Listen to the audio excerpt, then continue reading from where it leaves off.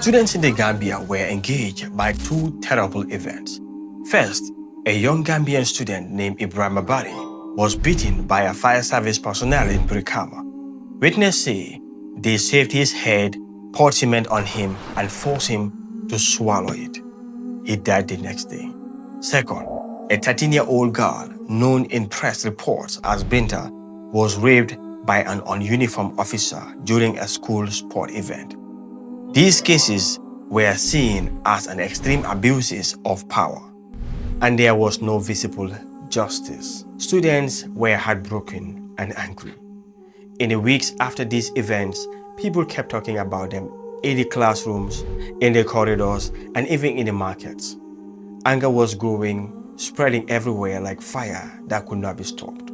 These were not just two cases anymore. They became a symbol of something bigger, a system that protects the powerful and punishes the weak. Parents, teachers, and the activists tried to calm the students. They told them to be patient, to wait for justice, but every day that passed by without action felt like another insult to the students.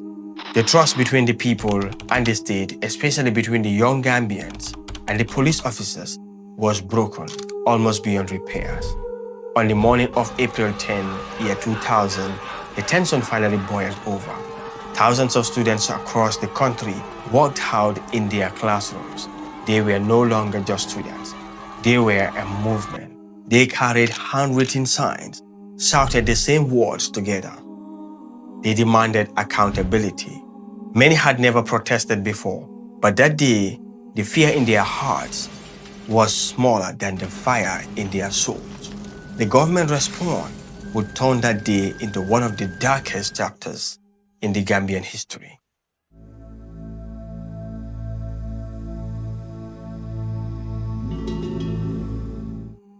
In the year 2000, the Gambia was a country under tight control. President Yahya Jammeh had been in power since 1994 military coup, ruling with an iron grip. Public dissent was rare and dangerous.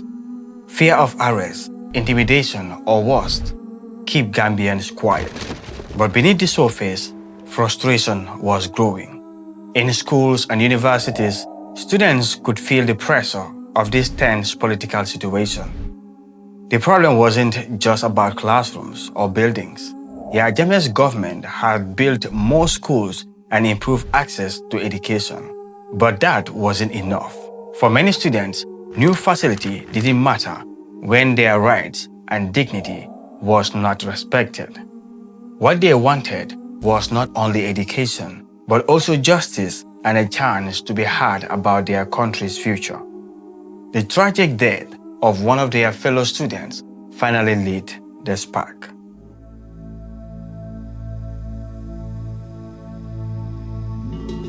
On March 23, year 2000, a 19-year-old Ibrahim Barry, a student at Brikama Upper Basic School, was reportedly arrested by a member of the fire service. According to witness accounts on the protest, Barry was accused of splashing water on the passing firefighter.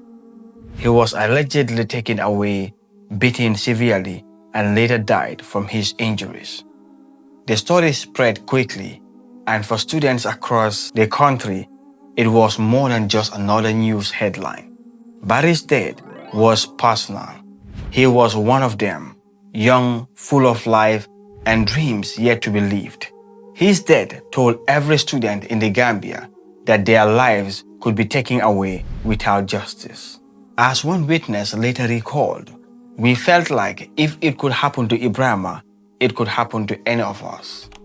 But then, when no one knew was that Ibrahim's death was only the beginning. Something even more shocking was about to surface.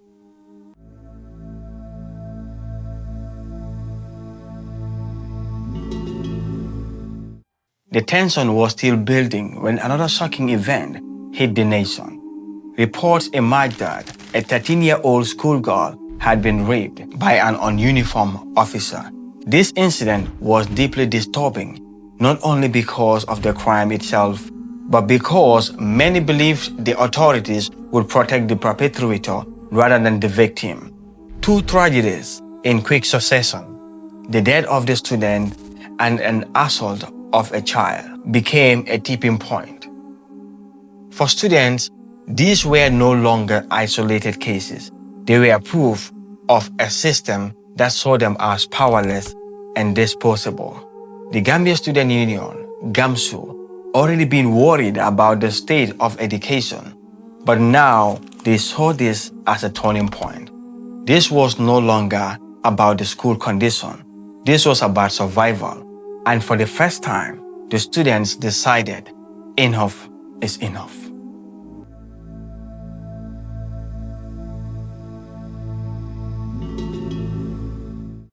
On April 10, year 2000, students across the country planned to march in peaceful protest.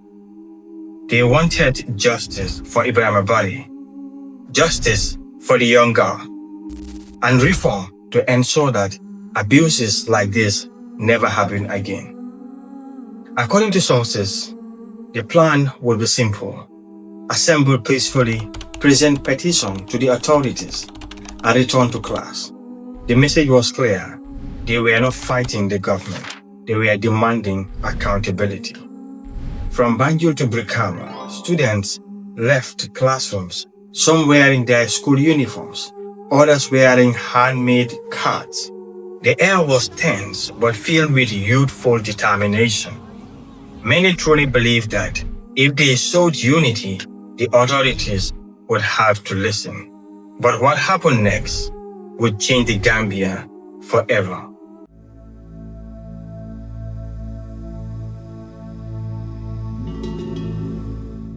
Students never got the chance to present their petition. As they gathered in large numbers in Banjul and other towns, they were met by the security forces armed with tear gas, batons, and guns.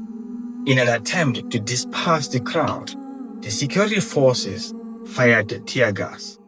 Smoke spread quickly, making students cough, run in every direction. But soon they came back together, still standing strong. More tear gas followed that burned their eyes and throats. Then sounds of rubber bullets began. At first, the students were scared, but when they realized these were not real bullets, they refused to run. Instead, they fought back, throwing stones at the forces with anger and courage. Classes grew louder and more dangerous, stones hitting shields, shouts and cries filling the air. Witnesses say that the situation was too much for the security to handle, and then it got worse. People believed that the forces now switched from rubber bullets to live bullets. The sound of real gunfires broke out. Fear and shock spread throughout the crowd. What started as a protest has suddenly turned into a deadly scene. Several students, including children, were killed on that day alone. Dozens more were injured. Some were shot in the back as they ran away. Others were beaten and left bleeding on the ground. For hours, chaos reigned. The peaceful march had turned into a massacre. And this was only the beginning.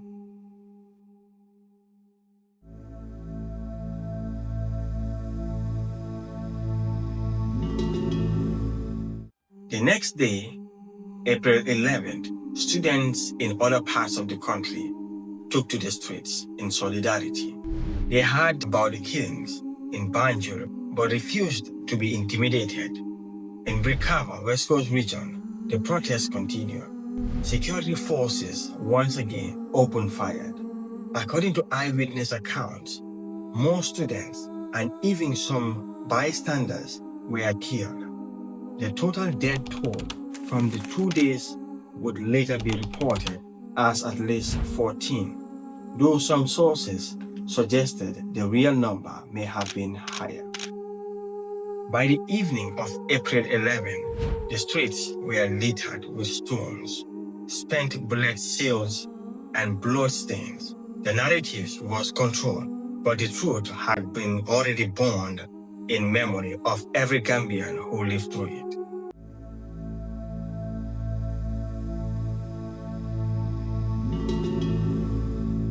In the days after, the government said it would investigate what happened, but many Gambians did not trust this. Families of those killed left in pain, with no answers, while the survivors lived with both body injuries and deep sadness. Those events created a deep gap between the Gambian youth and the government. Trust in the authorities dropped sharply. The April 2000 killing became a strong symbol for human rights groups and a painful moment in the nation's history. Even many years later, during the Truth, Reconciliation and Reparation Commission (TRRC) hearings, survivors and family of the victims spoke about those 2 days with heavy hearts and painful memories. The April 2000 protest, now called Black April, was remembered as one of the saddest times in the Gambia's recent history. It was not just a student protest. It was a fight between the youths, the young people of the country, and the government that refused to listen. Every April, Gambians remember the names of those who died, including young students like Ibrahim Barry, who never lived to see the justice they wanted. These events also showed the strength of the people. The bravery of those students gave hope to later movements. Even when faced with great force, the call for justice never truly ends.